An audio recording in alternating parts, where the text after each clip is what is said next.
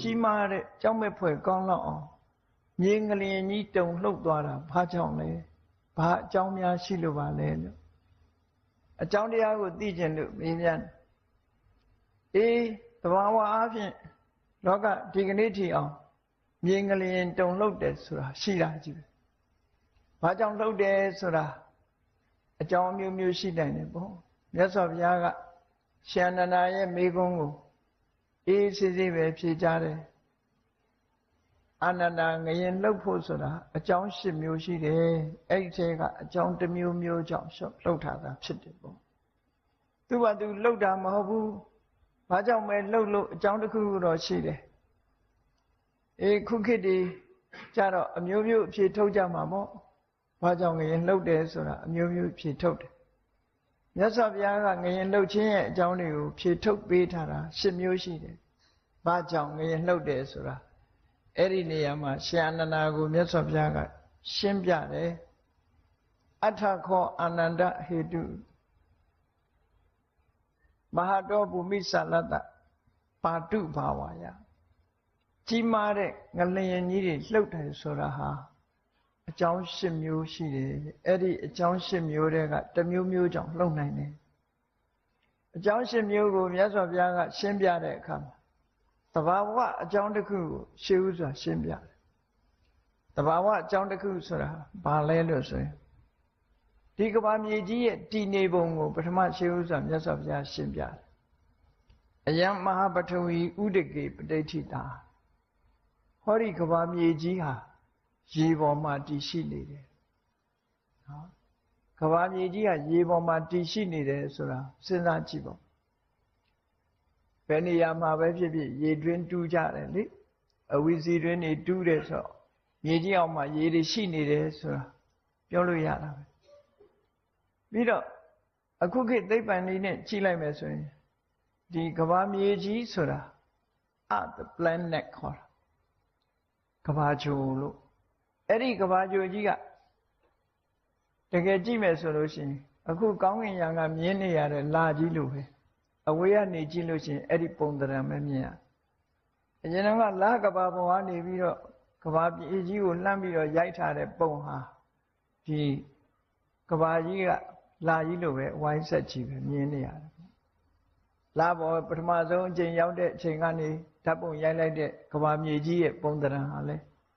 ဝန်းဝိုင်းပြီးတော့ကောင်းကင်ထဲမှာအနန္တအာကာသအလွန်ကျယ်ဝန်းတဲ့ space ကြီးထဲမှာဒီလိုပုံပန်းသဏ္ဍာန်ကြီးရှိတယ်ကဘာမြေကြီးဟာ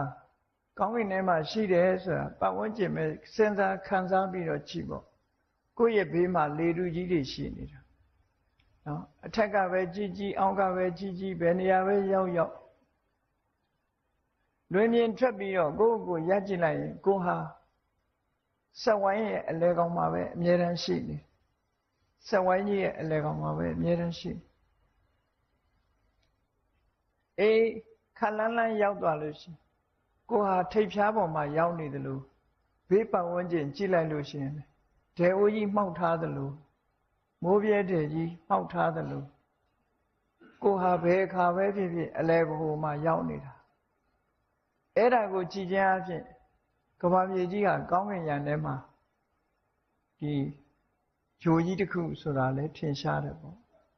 ကမ္ဘာတည်ထားပုံကိုစာပေကျမ်းကမှာဖွင့်တဲ့အခါမှာကမ္ဘာကြီးစပြီးတော့ပေါ်ပေါက်လာပုံကိုဖွင့်တဲ့အခါတခြားဘာသာတွေမှာတော့ထာဝရဘုရားသခင်ကဖန်ဆင်းတယ်လို့ဒီလိုဆိုတယ်မြတ်စွာဘုရားရဲ့အဆုံးအမအရဘုရားသခင်ဖန်ဆင်းတာမဟုတ်ဘဲနဲ့သဘာဝတရားရဲ့ဆောင်ရွက်မှုသာဖြစ်တယ်သဘာဝတရားကဖန်ဆင်းသဘာဝတရားကြောင့်ဖြစ်လာကဘာကြီးပြန်တည်ဆောက်ဖို့ကဘာပြုမိုးကြီးသဘာဝအားဖြင့်မိုးတွေရွာချလာအဲ့ဒီရွာချလိုက်တဲ့မိုးတွေဟာဘေးကလေတူကြီးကရန်ထားသည့်အတွက်ကြောင့်မိုးပေါက်ကြီးဟာတခုတည်းလို့ဖြစ်လာမိုးပေါက်ကြီးဟာအောက်ကလေတူကြီးကခံထားသည့်အတွက်ကြောင့်ဒီမိုးပေါက်ကြီးဟာရွေ့ချပြီးတော့မသွားဘူးဒီကောင်းကင်ယံကြီးထဲမှာပဲမိုးပေါက်ကြီးဟာရှိမိုးပေါက်လို့ဆိုကြတဲ့ကအဝိုင်းပဲပေါ့ရေပေါက်ဆိုတာကြည့်လေရေလေးကိုအဆက်ချကြည့်အလုံးပဲအဝိုင်းပဲဖြစ်မှာပဲ ပတ်ဝန်းကျင်လေထုတွေရှိနေသည့်အတွက်ကြောင့်ဝိုင်းဆက်နေတဲ့ရေပေါက်ဆိုတာဝိုင်းဆက်နေတဲ့အရာမြတာဖြစ်တယ်တခါတုန်းကစင်ကာပူကလာတဲ့ကလေးလေး10 နှစ်သားလောက်ရှိသေးတယ်စာရီတာဖတ်တယ်သူကစာရီဘုန်းကြီးတို့စီကိုရင်ဝတ်ပြီးတော့ရက်တူနေသွားပြီသူပါမေးတော့ဆိုရောက်လာတာနဲ့တွေ့တော့သူကဗမာစကားမပြောတတ်ဘူးသူမိဘတွေကတော့ဗမာပြည်အနွယ်တွေဗမာစကားပြောတတ်တယ်သူကပါမေးတော့ဆို Who created the world ကဘာကြီးကိုဘယ်သူဖန်ဆင်းတာတော့ဆိုသူကမေးဘုန်းကြီးကလည်းသူနားလည်အောင်ပြောလိုက်တယ် Nature create လို့တဘာဝကဖန်ဆင်းတာလို့တခြားဘာသာတွေကြတော့ထာဝရဘုရားသခင်ကဖန်ဆင်းတယ်လို့ကဘာကြီးကိုဖန်ဆင်းတာဟာ nature ပဲ nature ဆိုတာဇာတိဥဒ္ဓ